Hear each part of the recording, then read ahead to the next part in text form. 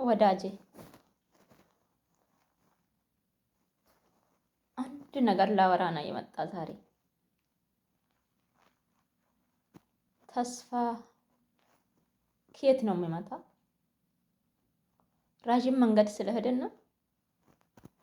ብዙ አዋቂዎች ስላዳመጠን ነው? ብዙ መጽሐፎች ስላነበብን ነው? ኖ።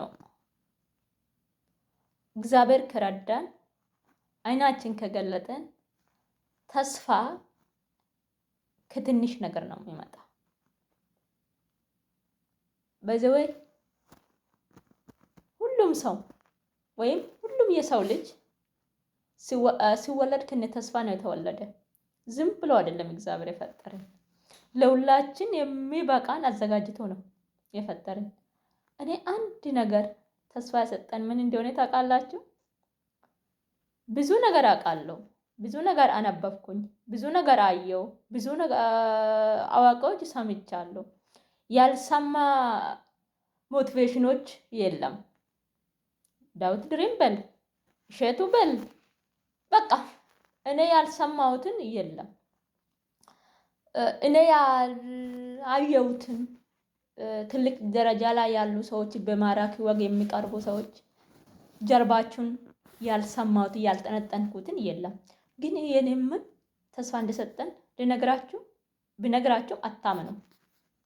አንድ ማንካ አለች፣ ከላይ የምትታይ ማንካ። እቺ ማንካ ያለች ኢሮፕ ውስጥ ነው፣ ኢሮፕ ውስጥ ናት። እኔና እናንተ ጋር ኢትዮጵያ ውስጥ አለ ማንካ ጠግኖ የሚጠቀም አለ? እውነታን ንገሩኝ በእግዚአብሔር አለ? ማንካ ብትቃጠል፣ ማንካ ብትሰነጠቅ እንጠገናለን? እንደውም 1 ዩሮ የማትሞላ ማንካ ናት እኮ። እቺ ማንካ ግን ያለች ኢሮፕ ውስጥ ናት። ስለዚህ እኛ ያለን ነው ወይም እያጠፋን ያለ ነው የሚበልጥ። ስለዚህ እኛ አለን እኮ በቂና ከበቂ በላይ ያለን፣ እግዚአብሔር ምስክሬ ነው። ግን ያጣን ምንድን ነው? አያያዝ ነው ያጣን፣ አጠቃቀም ነው ያጣን። እኔ ያለኝ ፓኪስታኒያን ጋ ነው። ፓኪስታኒያን ማለት አንድ አድቫይዘር ነው፣ እሱ ፒኤችዲ ተማሪ ነው።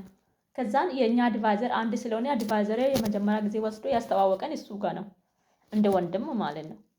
ከዛን እኔ እና እሱ አብረን ወደ ሱቅ ስንሄድ እኔ የሚገዛና እሱ የሚገዛ ምንም አይገናኝም።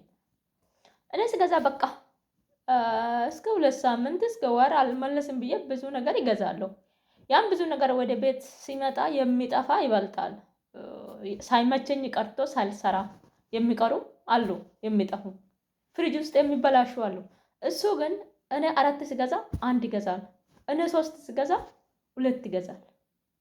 ከዛ ለካ እኛ እኮ ያጣን ንብረት ሳይሆን አያያዝ ነው ያጣን፣ አጠቃቀም ነው ያጣን።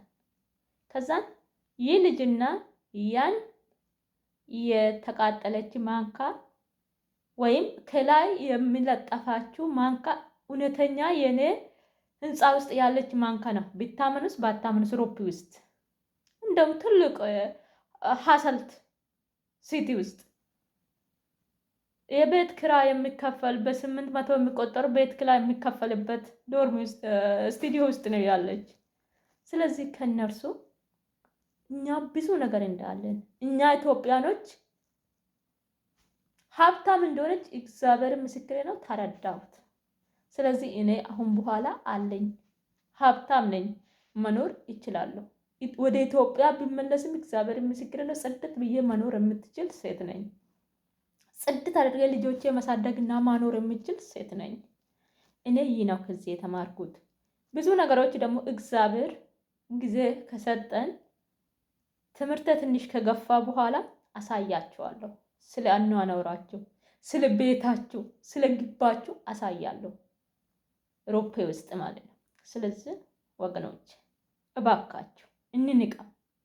ያለንበት ቦታ የሌለንና ያለን ለይተ እንወቅ። የሌለን እንተው፣ ያለን ግን አያያዙ እንወቅ። በስነ ስርዓት እንጠቀምና እንኖር እባካችሁ። እኛ ያነሰን አጠቃቀም ወይም ላይፍ ስታይል ነው እንጂ ሀብት አይደለም፣ ንብረት አይደለም። መልካም ጊዜ ይሁንላችሁ። ወዳችኋለሁ።